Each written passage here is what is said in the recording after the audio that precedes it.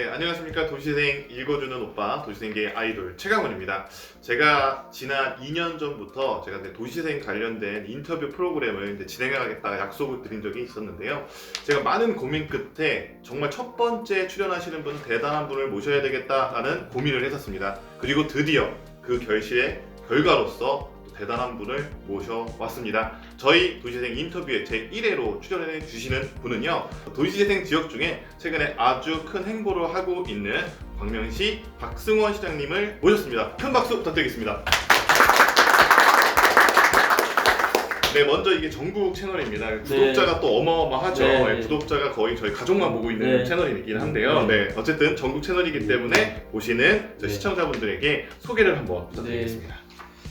네, 도시재생의 아이콘 최강훈의 큰형 광명시장 박승원입니다. 반갑습니다.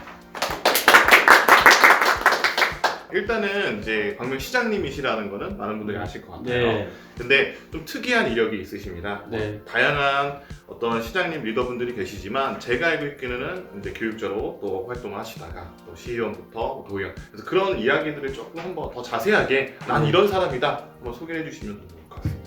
광명에서 오래 살다 보니 네. 광명 지역사회를 위해서 뭔가 할 일이 뭐가 있을까 고민하다가 이 자리까지 온 겁니다. 근데 그 과정에 네.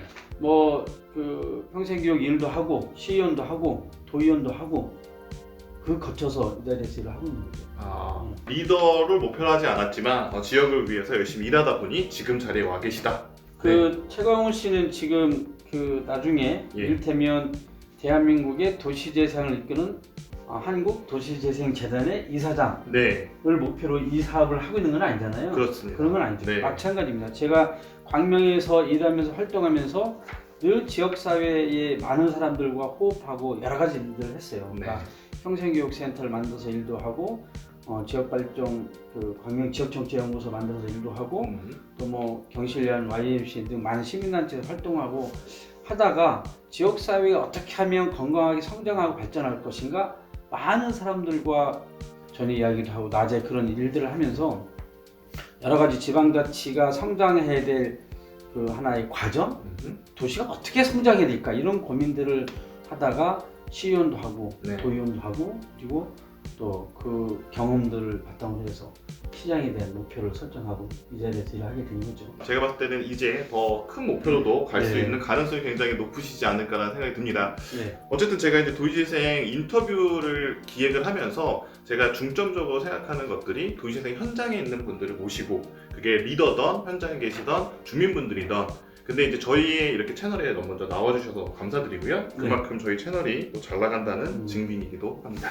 네, 제 질문을 드리면요. 어쨌든 지금 광명은 제 광훈 씨가 반할 만큼 굉장히 매력적인 도시인 동시에 도시재생 사업이 지금 현재 활발하게 진행이 되고 있습니다. 그래서 도시재생 사업에 대해서 우리 지역 도시재생 사업에 대해서 이런 것이 있다라고 좀 한번 알려주시면 좋을 것 같습니다.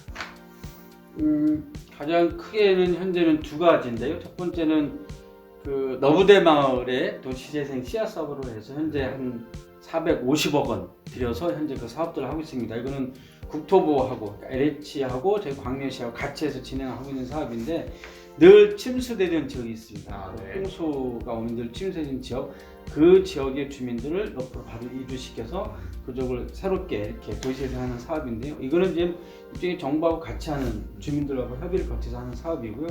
그 외의 사업은 현재 광명이 그 뉴타운 할 때 23개 구역이 뉴타운을 하기로 했었는데 그 중에 11개 구역은 뉴타운 사업을 하고 12개국이 해제를 했거든요. 그 해제된 지역에 대한 도시재생 사업들을 하고 있는데 거기에 이제 주민협의체를 만들어서 현재 도시재생 사업들을 차근차근 준비해 나가고 있는 과정입니다.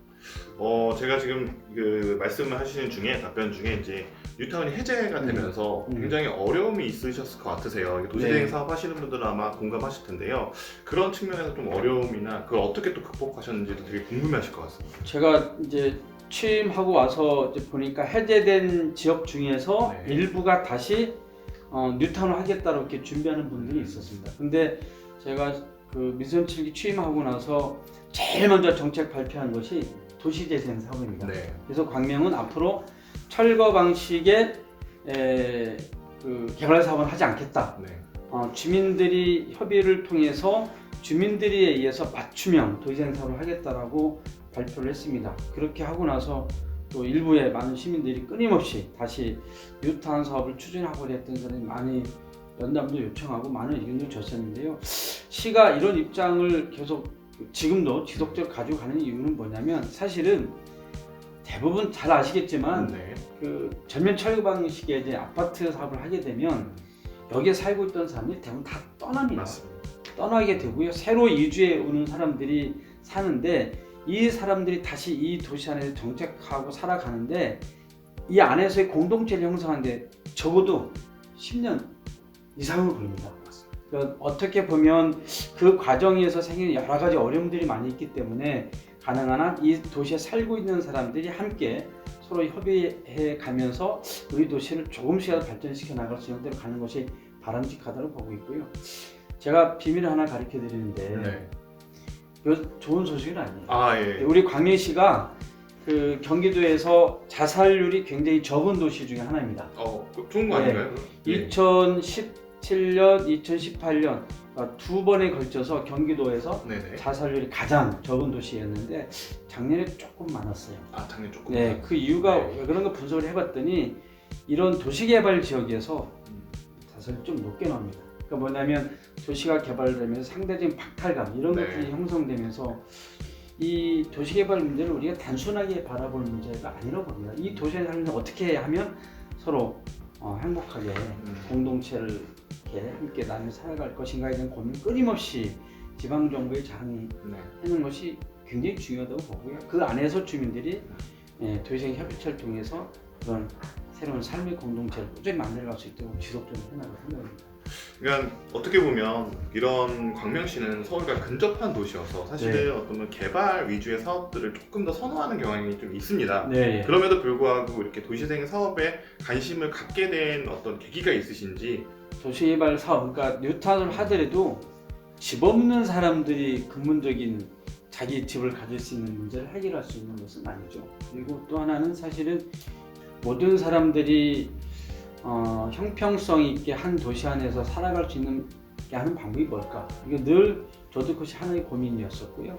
많은 사람들이 함께하는 고민이었습니다. 도시가 파괴가 되면 거기에 살고 있는 사람도 함께 사람들이 정서도 파괴가 되거든요.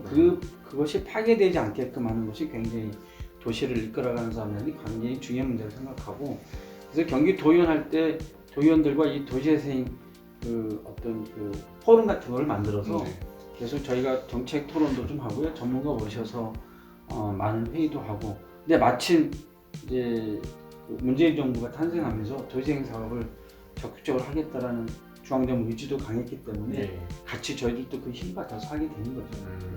제가 진짜 놀란 게 뭐냐면요. 최근에 이제 지금 선거가 있어서 제가 많은 이제 지역의 리더분들의 요청에 의해서 도시재생 관련된 뭐 자문이나 요청이나 인터뷰를 좀 진행하고 있는데요.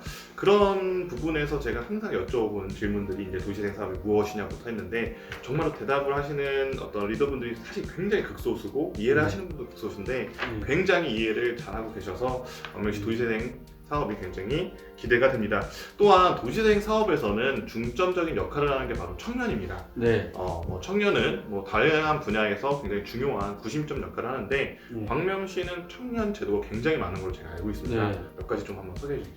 제가 취임하고 나서 창업지원과를 만들었어요. 창업지원과를 만들어서 거기에 청년 정책팀을 뒀거든요. 그래서 청년 정책 사업들을 하고 있는데 정말 우리 정치자는 열심히 해주셔가지고 작년에 정말 청년 정책과 관련된 사업들 많이 했습니다. 그래서 무료 정장 대여 사업을 비롯해서 청년 인턴제도 좀 하고 있고요. 그리고 청년 생각 펼침을 해가지고 청년들이 3명 이상의 동아리가 모여서 또 제안을 하면 그것에 대한 좀 보조금도 지원도 하고 정말 많은 다양한 사업들을 진행을 좀 하고 있어요.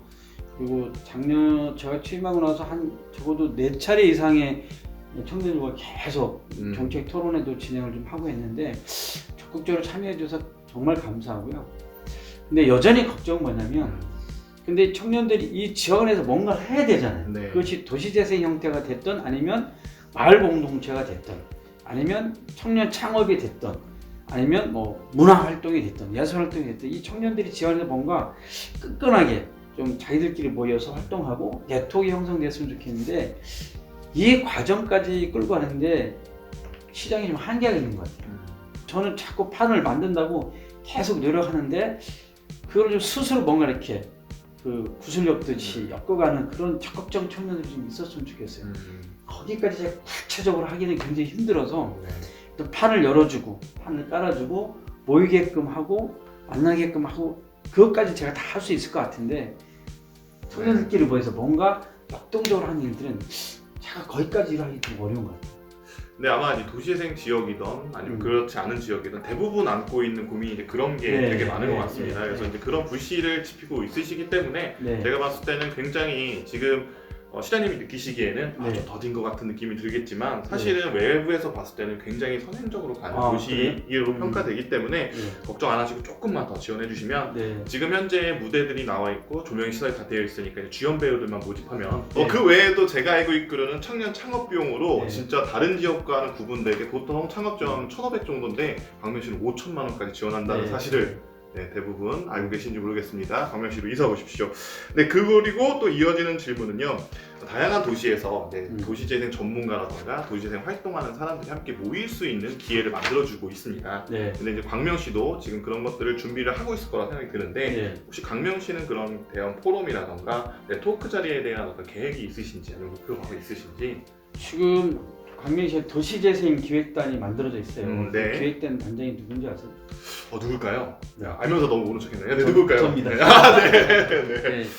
이게 강력한 의지를 좀 표명하기 위해서 이제 기획단을 저를 했지만 실제로 그 총괄 역할을 하는 분은 이제 황영 교수님이시라고 우리나라 이제 도시재생 전문가 분이신데 그분하고 이제 그 기획단에 도시재생위원회에 이제 전문가분들이 와 계시고요. 그리고 행정협의회도 있고 또 이제 시민들이 참여하는 또 거버넌스 시민들이 참여하는 활동가 조직도 있고 그리고 도시재생을 하고 있는 그 여기 광명 3동, 광명 7동 지역에 도시재생 협의체 위원들도 계시고 이렇게 단위가 돼 있거든요. 이제 이분들 중심으로 해서 포럼을 이제 가능한 한 저는 매달 하고 싶은데 3달에 한 번 정도 꾸준히 하려고 합니다. 과 담당자분들께서 인상이 끄어지고 있습니다.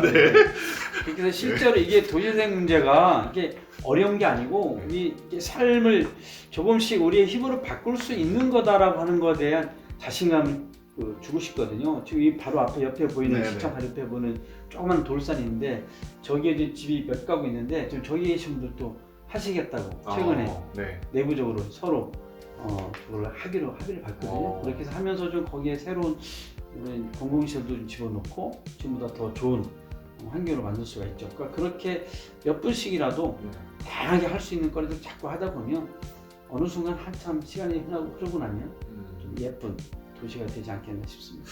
제가 좀 여기서 말씀드리고 싶은 부분은 대부분은 이제 큰 단위의 사업들을 하겠다 뭐 이런 얘기를 하신 분들이 굉장히 많은데 사실 정확하게 이해하고 계신 게 점 단위의 사업들을 결국에 이어서 면 단위로 개발을 하겠다라는 게 도시재생 사업이 어떻게 보면 성공의 포인트를 정확하게 알고 계신 것 같아서 굉장히 제가 닭살이 돋았다라고 얘기하고 싶습니다.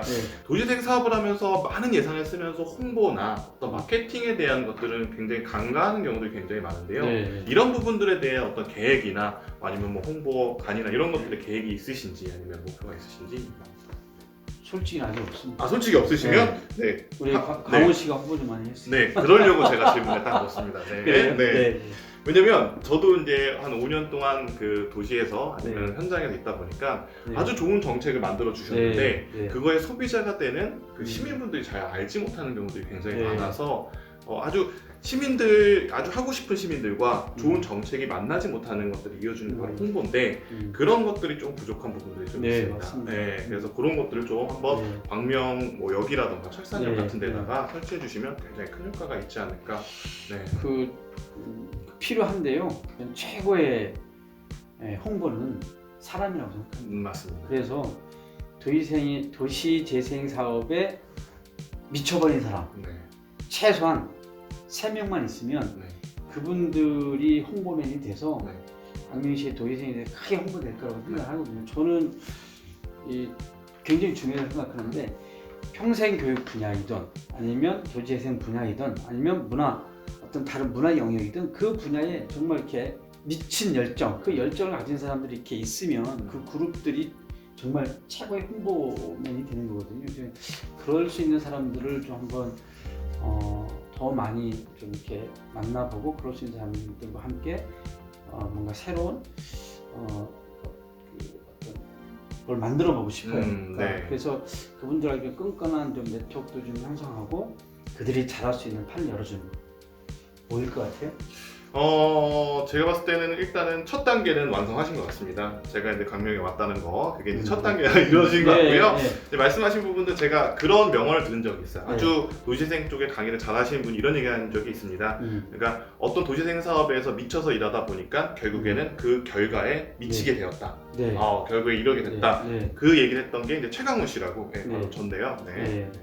최강훈 씨 말고 최강훈 씨 말고 그 이제 50%는 못 맞췄는데 그게 좀 뭐라고 생각하냐면 광명시 도시재생센터 맞습니다. 제가 그 정답 알지만 광명 도시재생센터에 지금 우리 직원분들이 총 7명. 제가 처음 왔을 때 2명이었나? 맞아요. 처음 왔을 때 2명인데 지금 7명 늘어났거든요. 좀 더 확대를 하려고 그러고요.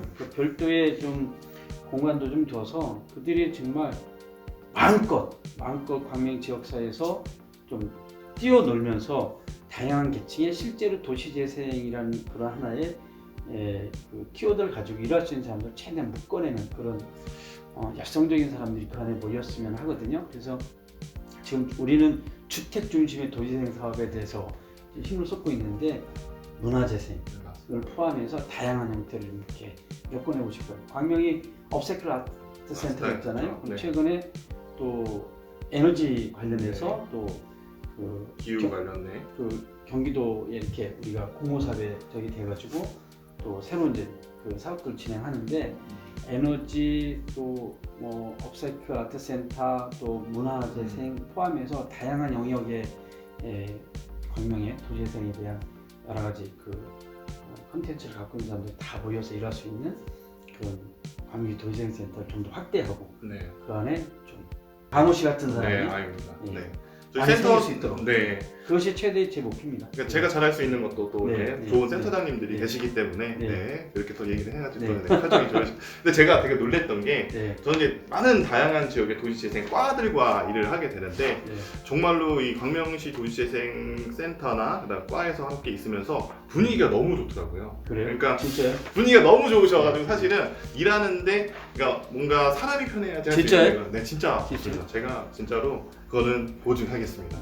그럼 정리하면서 또 제가 마지막 질문인데요. 지금 현재 코로나19 사태로 도시재생 사업들이 거의 중단됐습니다. 물론 도시재생 사업뿐만 아니라 모든 업계가 지금 거의 중단 상태인데요. 유일하게 광명시가 지금 딱 움직이고 있는 게 있습니다. 바로 도시재생 온라인 대학입니다. 혹시 들어보신 적 있으신가요? 들어봤죠, 당연히. 그건 어떻게 기획되고 어떤 건지 한번 소개해 주시면 좋을 것 같습니다. 그 우리 도시재생 주민협의체가 있잖아요. 지역별로 거기서 이제 그 주택 학교를 비롯해서 도시생과 관련된 여러 가지 이제 그 도시재생 대학 여러 가지 교육을 좀 하기로 했었는데 거기에 관련된 교육들을 온라인으로 현재 하고 있는 걸로 담당 부서한테 보고를 받았는데 열심히 잘 하는 걸로. 맞아요? 엄청난 게 뭐냐면 제가 이제 저도 이제 그런 것들을 평가하는데 조회수가 일반 국토부나 국토연구원에서 올리는 영상들보다도 훨씬 더 많은 조회수가 나오고 있습니다. 그래서 굉장히 다른 지역에서도 그거를 공유해 가서 이런 사례들이 좋은 선진 사례라고 선진 탐방을 요청하는 등의 다양하게 진행되고 있어서 앞으로 굉장히 광명시가 다양한 분야 그러나 특히나 이런 도시재생 온라인 대학 분야에서는 선두적인 역할을 할 것 같아서 한번 또 많은 힘을 실어주시면 좋을 것 같습니다. 마지막으로 이제 광명 시민분들과 그다음에 시청하시는 도시재생에서 일하시는 여러 분들에게 한마디 응원의 메시지든 하고 싶은 얘기 한마디 해주시면 좋을 것 같습니다. 코로나19 때문에 온 국민들이 힘들어합니다. 우리 광명도 마찬가지이긴 한데요. 우리 광명시청의 공직자 여러분 그리고 우리 30년 광명 시민 여러분들이 열심히 협력해줘서 광명은 다른 지역에 비해서 확진자는 적은 편이긴 합니다만 그러나 긴장감을 잃지 않고 최선을 다하려고 합니다. 코로나19를 잘 이겨내는 것 그것이 지금의 최대의 과제인 것 같습니다. 함께 힘을 모아주실 부탁을 드리고요. 그 다음에 도시재생 이게요 시장은 그러니까 저는 광명시가 도시재생 사업을 잘하겠다라는 입장을 몇 차례 발표를 했습니다. 그리고 주차장을 확보하는 것부터 해서 광명시 주택을 새롭게 주민들의 힘으로 바꿔나가는 작업들을 할 거고요. 그 외에 다양한 형태의 도시재생 사업을 진행할 건데 시민 여러분들이 이게 뭐지? 어떻게 하자는 건지 시민 여러분 스스로 함께 공부를 하셔야 됩니다. 함께 공부해 주시고 함께 아까 우리 도시재생 온라인 대학에도 들어오셔서 한번 강의도 한번 들어보시고 그리고 시청에 좀 오셔서 이 포럼 할 때 같이도 참여해 주시고 함께 하다 보면 서로 힘이 나고 함께 하면 더 모든 일들이 커집니다. 광명시가 포기하지 않고 도시재생 사업 끝까지 잘할 수 있도록 시민 여러분 관심 많이 가져주시고 이 분야 열심히 일하겠다는 분이 오셔서 언제든지 얘기해주면 일할 수 있는 기회도 마련해 드리려고 합니다. 적극적으로 관심 가져주시기를 부탁드리겠습니다. 고맙습니다. 광명시 화이팅! 화이팅!